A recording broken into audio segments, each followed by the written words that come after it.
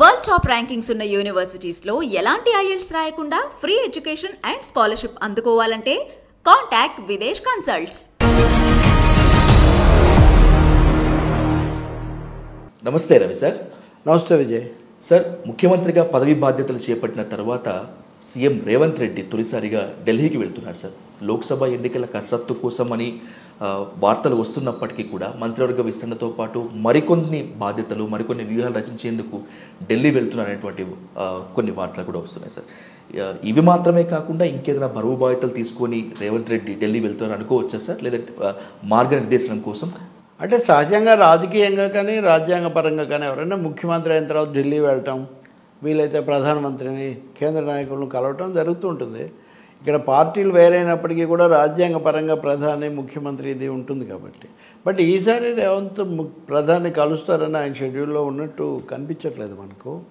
కిషన్ రెడ్డికి కూడా ముందే ఫోన్ చేశారు, అలాగే కొంచెం ఫెసిలిటేట్ చేయండి ఈ డిస్కషన్స్, ఫండ్స్ ఇట్లాంటివన్నీ. కానీ దేశమేమో ఎన్నికలకు సిద్ధమవుతుంది. మీరు అన్నట్టుగా రేవంత్ రెడ్డి మీద కాంగ్రెస్ ముఖ్యమంత్రిగా చాలా పెద్ద భారం ఉంటుంది. ఇప్పుడు వాళ్ళకు ఉన్న రాష్ట్రాలే 3: కర్ణాటక, హిమాచల్ ప్రదేశ్, తెలంగాణ. ఇందులో పెద్దది ఉన్నంతలో తెలంగాణ. కానీ వాళ్ళకున్న మెజారిటీ ఇవేమో తక్కువ. కర్ణాటక ఇంకా కొంచెం మొదటి నుంచి అటు ఇటు అవుతూ వస్తున్న రాష్ట్రం తప్ప. తెలంగాణలో ఒక 10 ఏళ్ళు కేసీఆర్ రాజ్యం తర్వాత కాంగ్రెస్ వచ్చింది, అనేక సమస్యలు ఉన్నాయి. ఇంకోటేమో మంత్రివర్గ విస్తరణ కూడా పూర్తి కాలేదు. ఇంకా ఒక 6 దాకా తీసుకునే అవకాశం ఉంది, తీసుకోవాల్సిన అవసరం కూడా ఉంది. సో దీనికోసం క్లైమ్స్ మాకు కావాలి అనేవాళ్ళు, లేదు ఇప్పటికే రేవంత్ రెడ్డి మాకు వాగ్దానం చేశాడని చెప్పేవాళ్ళు చాలామంది ఉన్నారు. ఇంకా మూడోది మీరు అన్నట్టు భారం. కాంగ్రెస్ పార్టీకి ఇప్పుడు ఆర్థిక వనరులు, ఆ భారం కొంచెం ఎక్కువగా తెలంగాణ కాంగ్రెస్ రేవంత్ రెడ్డి మోయాల్సిన ఇది ఉంటుంది. సో వీటన్నిటినీ దృష్టిలో పెట్టుకుని ఆయన ఢిల్లీలో వాళ్ళ అధిష్టానంతో ఏం చర్చిస్తారు, ఏమేమి పూర్తి చేసుకొని వస్తారో మనం చూడాల్సిందే. బట్ పెద్ద బృహత్తరమైన భారం ఉన్న మాట అయితే నిజమే. భారము, సవాళ్ళు కూడా ఉన్నాయి సార్. లోక్సభ ఎన్నికలపైన ఇప్పటికే కాంగ్రెస్ ఒక ప్రత్యేక ఫోకస్ పెట్టినట్లుగా కనిపిస్తోంది. ఇప్పటికే తెలంగాణలోని పలు జిల్లాలకు ఆయా లోక్సభ నియోజకవర్గాలకు ఇన్ఛార్జీలను ప్రకటించినటువంటి నేపథ్యంలో సోనియా గాంధీని ఖమ్మం నుంచి కానీ నల్గొండ నుంచి కానీ పోటీ చేయించాలనేటువంటిది ఈ రాజకీయ తీర్మానం ఒకటి చేసినట్టుగా కనిపిస్తుంది సార్. అలా సాధ్యమయ్యే పనేనా సార్ ఇప్పుడున్న పొజిషన్లో? సాధ్యమంటే ఒకటేమో సోనియా గాంధీ ఆరోగ్యము, ఆ సమస్య ఒకటి ఉంది. కానీ కాంగ్రెస్ పార్టీ మొన్న 3 హిందీ రాష్ట్రాల్లో కూడా ఓడిపోవటం, ఆశించిన కనీసంగా తప్పనిసరి అనుకున్న ఛత్తీస్గఢ్లో కూడా మళ్ళీ రాకపోవటం, వీటన్నిటి రీత్యా చాలా గడ్డు కాలానే వాళ్ళు ఎదుర్కొంటున్నారని మనం చెప్పాలి. వచ్చే ఎన్నికల నాటికి ఈ పరిస్థితి మారుతుందా? ఇప్పుడు ఇండియా అనేది ఇప్పుడు ఈరోజు సమావేశం అవుతున్నారు వాళ్ళు పాట్నాలో. ఏ నిర్ణయాలు తీసుకుంటారు, ఏ మేరకు ఊపు తెచ్చుకుంటారు అనేది మనం చూడాల్సి ఉంటుంది. గతంలోనే 2019లోనే రాహుల్ గాంధీ, అప్పుడు కాంగ్రెస్ అధ్యక్షుడు కూడా ఆయన అమేథీలో గెలుస్తానో లేదో అని కేరళలో ఉన్న వయనాడులో కూడా పోటీ చేసి అక్కడి నుంచి గెలిచి లోక్సభకి వెళ్ళారు. వయనాడులో అమేథీలో ఓడిపోయారు. కాబట్టి కాంగ్రెస్కు అక్కడ పరిస్థితి కొంచెం తీవ్రంగానే ఉందనడంలో ఏమీ సందేహం లేదు. ఇంకోటి సెంటిమెంటల్గా ఇందిరమ్మ రాజ్యం అని చెప్పున్నారు కాబట్టి, ఇందిరమ్మ గతంలో మెదక్ నుంచి పోటీ చేశారు కాబట్టి, ఇప్పుడు కాంగ్రెస్ సోనియా గాంధీ ఇచ్చిన తెలంగాణ అనే వాళ్ళ నినాదం, ఈ రీత్యా వాళ్ళు ఆమెను ఆహ్వానించవచ్చు.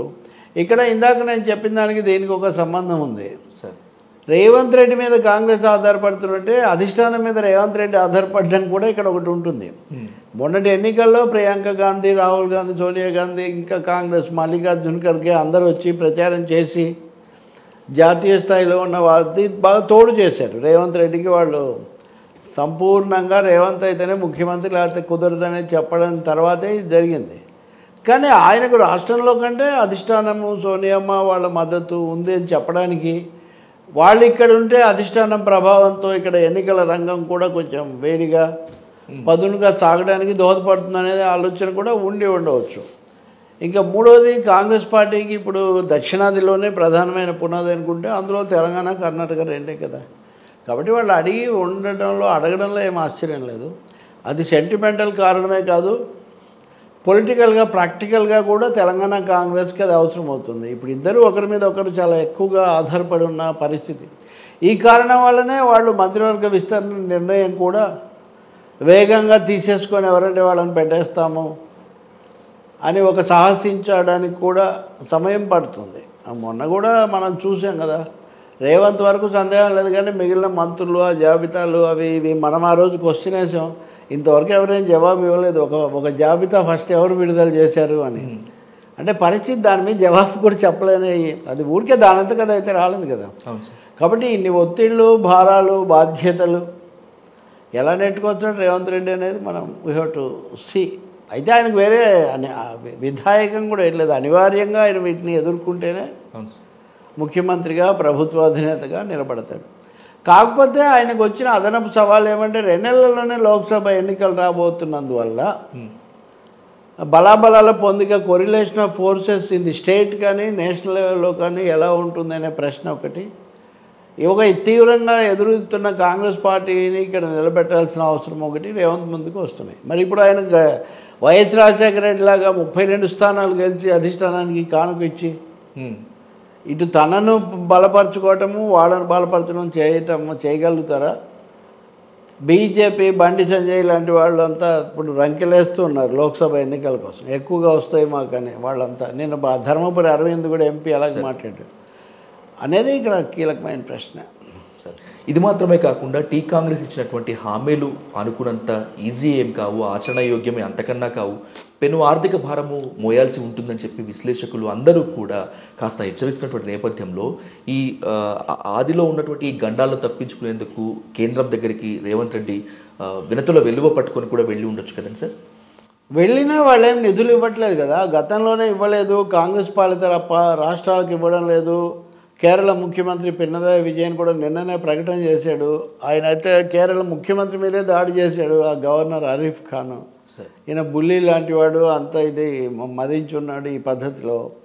కాబట్టి రేవంత్ రెడ్డి అడగాల్సిన బాధ్యత, అడిగే హక్కు, అడగాల్సిన అవసరం ఆయనకు ఉన్నాయి. కానీ అదేదో మోదీ ప్రభుత్వం అది కూడా ఈ ఎన్నికల సంవత్సరంలో ఇంత దగ్గరగా ఉండగా సానుకూల వైఖరి తీసుకునే అవకాశం చాలా తక్కువ. ప్రతిబంధకాలు సృష్టించడం అనేదే ఎక్కువగా జరుగుతుంది. మీరు అన్నట్టుగా ఈ ప్రభుత్వం ఇవన్నీ చేయలేదు, నిలబడలేదు, దీనికి 6 months థియరీ ఒకటి తీసుకొచ్చి ఒక 6 నెలలు నిలబడితే అదే గొప్ప, 3 నెలల్లో కౌంట్ డౌన్ అని కేటీఆర్ ఈజ్ ఆన్ ఫ్లోర్. అంటే వాగ్దానాల అమలుకు 100 రోజులు ఇస్తామంటే 3 నెలలు, ఆ తర్వాత చూస్తాం ఎట్లా చేస్తారో అని. కాబట్టి ఇన్ని ఛాలెంజెస్ కూడా ఉన్నప్పుడు మోదీయే ఆర్థిక సహాయం చేసి ప్రభుత్వాన్ని నిలబెడతారన్నది ఏం లేదు.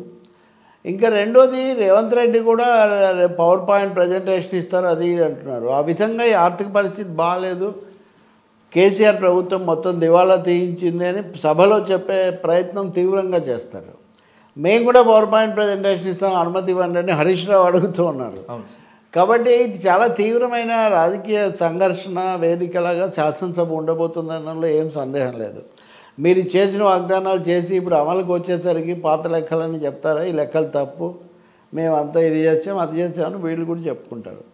కాబట్టి ఒక మినీ లోక్సభ లెవెల్లో జరుగుతుంది, ఇంకా లోక్సభ సమరంలాగా ఉంటుంది అసెంబ్లీ సమావేశం.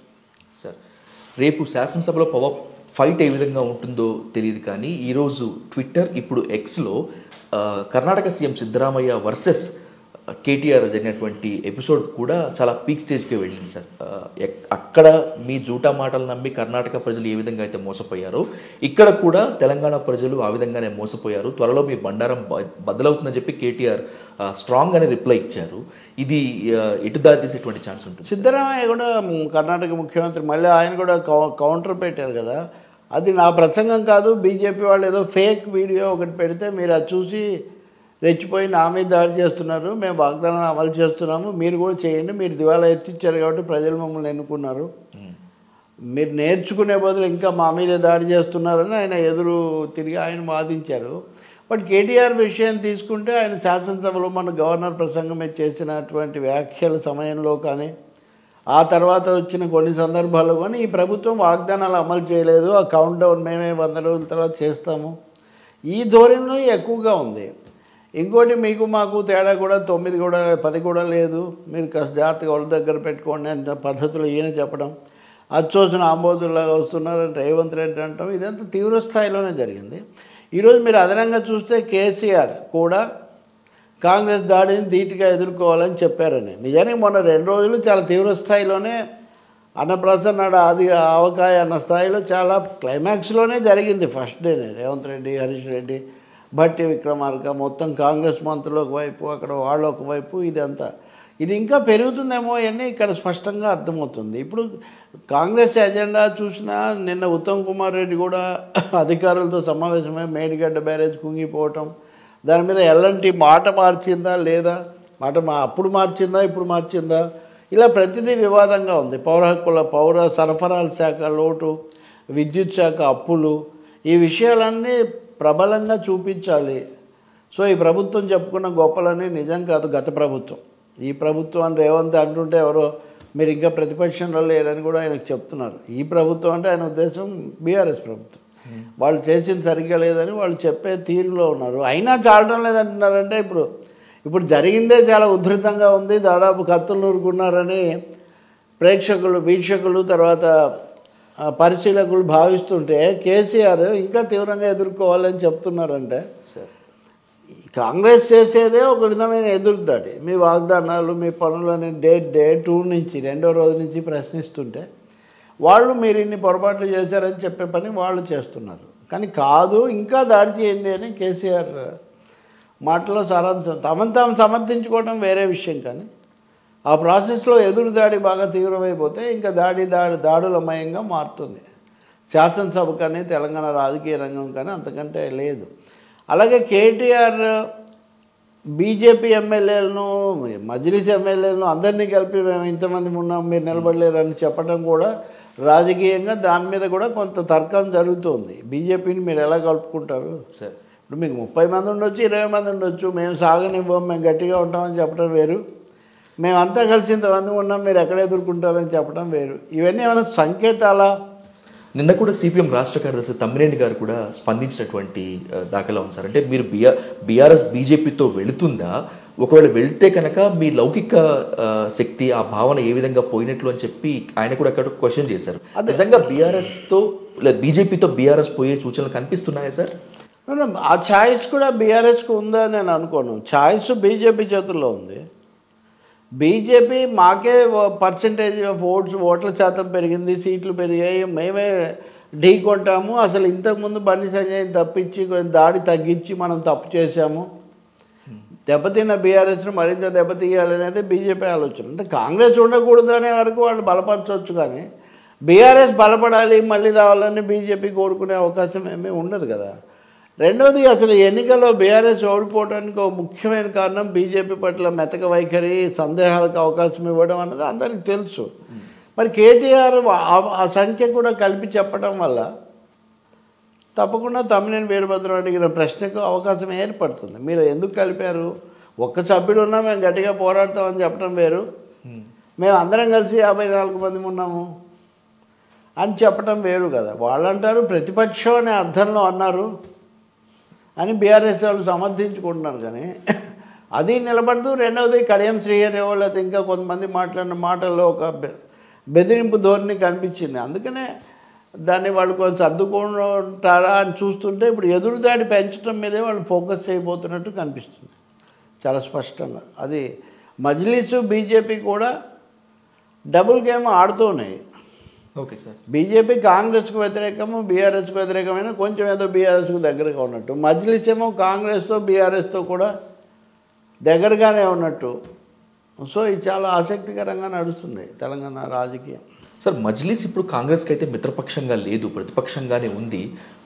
మీరు ఇచ్చినటువంటి హామీలు అమలు చేయాలంటే లక్షల కోట్లు కుమ్మరించాలి అని చెప్పి అక్బరుద్దీన్ ఓవైసీ ఇచ్చినటువంటి వ్యంగ్యాత్మక సూచనని మనం ఇప్పుడు దీంట్లో పరిగణలోకి తీసుకోలేమా సార్? ఆయన అలాగే మాట్లాడాడు, but at the same time మద్దతు ఇస్తాము, రాజశేఖర రెడ్డి హయాంలో తమ మధ్య ఉన్న సత్సంబంధాలు, రేవంత్తో తాము చేసిన చర్చలు, ఇట్లాంటివన్నీ మాట్లాడారు కదా. సో అగ్రెసివ్ అటాక్ అని చెప్పడానికి ఏమీ లేదు. వాగ్దానాలు, డబ్బులు కావాలి, అప్పులు అనేది అది జనరల్. కానీ అందుకే నేను అంటున్న వాళ్ళు ఒక 2 వైపులా కూడా రాజకీయ బేసారాలు వాళ్ళు సాగిస్తూ ఉంటారు. వాళ్ళకి అలవాటు కూడా అది.